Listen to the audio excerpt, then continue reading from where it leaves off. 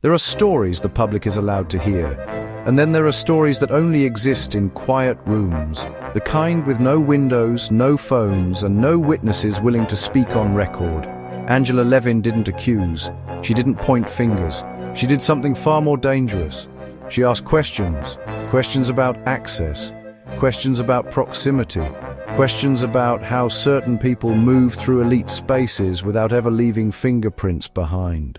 And once those questions were asked, a much older story began to surface. Not about a crown, not about a wedding, but about a world that operates entirely on discretion. A world where silence isn't requested, it's expected. Toronto, 2016. At that moment in time, Meghan Markle was not a duchess. Prince Harry was not yet a public partner.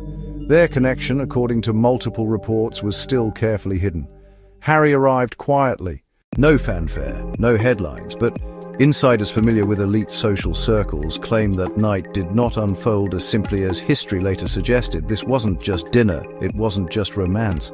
According to unverified accounts whispered within privileged circles, the evening involved a tightly controlled social run, a term used in elite nightlife to describe an event requiring coordination, access, and absolute discretion.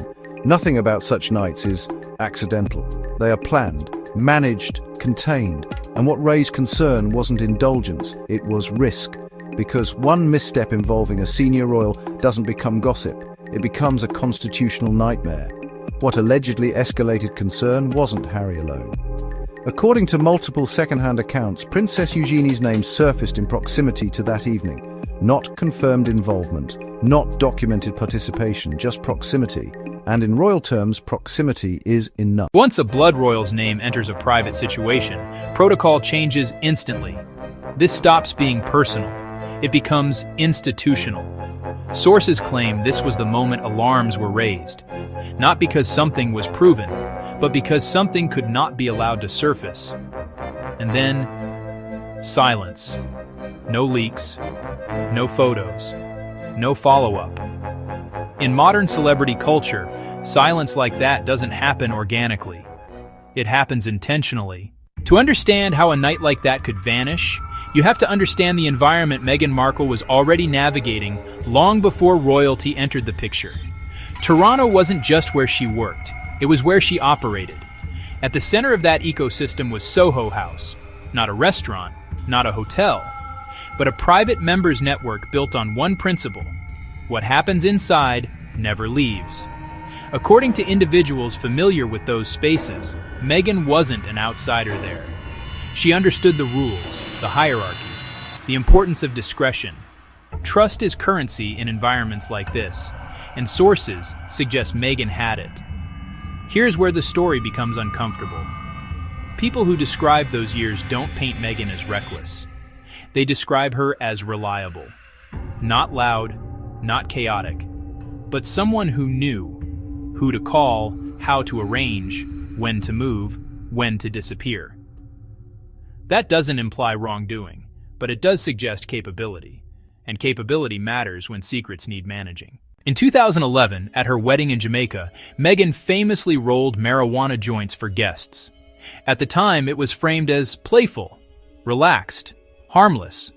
But context changes meaning.